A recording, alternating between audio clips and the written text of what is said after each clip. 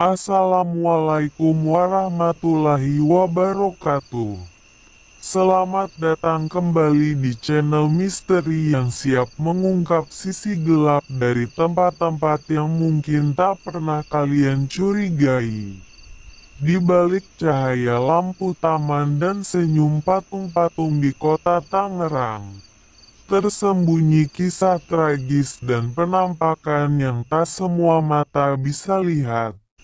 Malam ini, kita akan menguak misteri dari sebuah taman yang ramai di siang hari, tapi sepi dan menyimpan kengerian saat malam tiba. Inilah kisah nyata yang berkembang di tengah masyarakat. Penampakan di malam hari Taman Potret bagian kedua.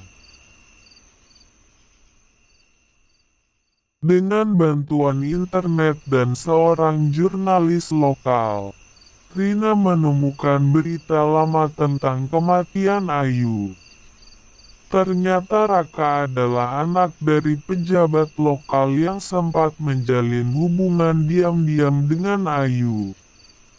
Karena perbedaan status, hubungan mereka tak direstui. Raka kemudian dikirim ke luar negeri dan tak pernah kembali ke Tangerang. Ayu menunggu selama berbulan-bulan hingga akhirnya memutuskan mengakhiri hidupnya. Keluarga Raka menutupi semuanya dan menyuap media agar tidak memuat berita lengkapnya. Rina menemukan akun media sosial lama milik Raka yang kini tinggal di Singapura. Ia memberanikan diri mengirim pesan pribadi, menyertakan foto patung, syal putih, dan surat yang mereka temukan. Beberapa hari kemudian, Raka membalas. Ia mengaku sangat menyesal dan tak tahu Ayu benar-benar bunuh diri. Ia bahkan tak pernah membaca surat itu. Raka mengatakan akan datang ke Taman Potret untuk menebus kesalahannya. Malam yang dinanti tiba, Raka datang ke Taman Potret, didampingi Rina dan Dimas. Ia membawa bunga dan surat balasan yang ditulisnya untuk Ayu. Wajahnya terlihat letih dan penuh rasa bersalah. Mereka menuju bangku tempat Ayu biasa duduk. Raka meletakkan bunganya, menyalakan lilin, dan membaca suratnya pelan, berharap arwah Ayu mendengarnya. Suasana mendadak berubah hening, seolah taman berhenti bernafas. Angin malam berhembus lembut. Sekilas, Rina melihat sosok putih berdiri di antara pohon, menatap mereka. Kali ini, wajahnya terlihat damai. Ia mengangguk perlahan sebelum menghilang bersama kabut tipis. Tiba-tiba, syal putih yang dulu tergantung di patung kini berada di bangku, terlipat rapi. Raka memandangnya dengan mata berkaca-kaca. "Terima kasih, Ayu," bisiknya lirih. Rina yakin, Ayu akhirnya mendapat jawaban yang ia tunggu selama ini. Beberapa minggu berlalu, Rina mengira semuanya telah berakhir. Namun ketika ia mengedit ulang rekaman video mereka, ia menemukan sesuatu yang ganjil.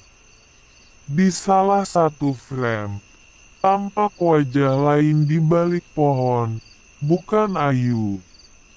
Wajah itu penuh luka, matanya kosong. Saat diperiksa lebih lanjut, suara-suara dalam rekaman menjadi kacau. Ada jeritan yang terdengar seperti meminta tolong. Rina merasa ada sosok lain yang terjebak di taman itu. Mungkin bukan Ayu, tapi sesuatu yang lebih gelap. Ia kembali menghubungi Dimas. Mereka mencoba bertanya lagi kepada Pak Sarman. Pria tua itu terlihat enggan bicara, namun akhirnya mengaku, Ayu bukan satu-satunya korban di taman itu. Ada kasus lama yang tak pernah terungkap. Dulu pernah ada anak kecil hilang di taman ini saat malam, kata Pak Sarman. Beberapa bilang dia diculik, tapi aku mendengar dia menangis dari balik patung setiap malam. Rina dan Dimas mulai menggali informasi tentang anak kecil yang hilang itu. Namanya Bima, usia 7 tahun. Ia terakhir terlihat bermain di dekat kolam taman saat sore, lalu menghilang begitu saja. Tak pernah ditemukan, bahkan jasadnya. Dengan bantuan seorang paranormal, mereka mencoba melakukan mediasi arwah di taman. Ritual dilakukan di malam hari, di bawah sinar bulan. Paranormal itu merasakan energi kuat dari arah patung dekat kolam. Suara tangis terdengar lirih, seperti dari dalam tanah. Tiba-tiba, tanah di sekitar patung berguncang pelan. Tanah retak sedikit, dan dari celahnya keluar bola mainan tua, penuh lumpur. Paranormal itu mengatakan, dia masih di sini. Dia belum bisa pergi karena tubuhnya belum ditemukan.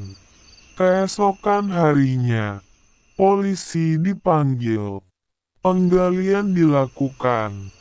Dan benar saja, tulang belulang anak kecil ditemukan terkubur di bawah patung. Penemuan itu membuka kembali kasus lama. Arwah Bima akhirnya bisa diantar pergi dengan doa dan upacara kecil. Setelah peristiwa itu, Taman Potret ditutup sementara. Pemerintah kota mengadakan perbaikan besar-besaran dan membangun tugu peringatan kecil untuk Ayu dan Bima. Warga mulai kembali datang ke taman. Walau masih menyisakan trauma, Rina menyelesaikan dokumenter berjudul Potret yang Tak Pernah Hilang. Film itu menceritakan tentang kisah arwah yang terjebak di taman karena luka masa lalu.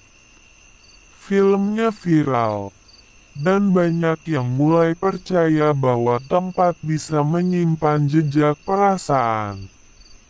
Rina dan Dimas tak lagi melakukan penelusuran mistis. Tapi mereka tetap menyimpan semua rekaman dan bukti yang pernah mereka temukan. Taman Potret kini lebih terang, lebih hidup, tapi tetap menyimpan misteri yang tak semua orang bisa lihat. Dan pada malam-malam tertentu, jika kau cukup peka, kau mungkin masih bisa mendengar bisikan dari daun-daun taman. Bisikan dari mereka yang pernah tinggal di antara bayangan. Dan itulah akhir dari kisah Taman Potret, penampakan di malam hari. Sebuah cerita yang mengajarkan kita bahwa tidak semua tempat indah menyimpan kedamaian, dan tidak semua yang telah pergi benar-benar menghilang. Kisah ini bukan sekadar tentang penampakan, tapi tentang rasa kehilangan, penyesalan, dan jiwa-jiwa yang belum sempat berpamitan. Jika kalian suka dengan cerita ini, jangan lupa like, share, dan subscribe agar tidak ketinggalan kisah misteri selanjutnya. Tulis juga di kolom komentar, apakah kalian pernah mengalami kejadian aneh di tempat umum seperti taman ini? Sampai jumpa di kisah berikutnya. Wassalamualaikum warahmatullahi wabarakatuh.